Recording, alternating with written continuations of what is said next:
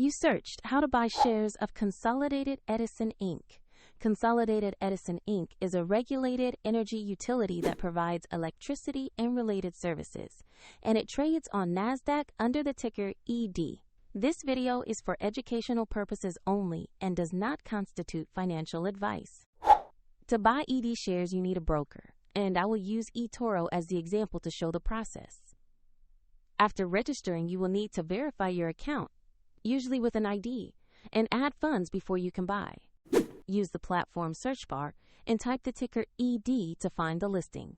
Select the result that matches Consolidated Edison Inc. to ensure you have the correct NASDAQ stock. Open the Consolidated Edison Inc. instrument page to review basic company information in the price chart. Confirm the issuer name, NASDAQ listing, and ticker ED to make sure it is the right stock. Tap Invest, enter the amount you want to buy, review the order details, and confirm the trade. If the market is closed, the platform may place a pending order or a market on open order depending on its rules.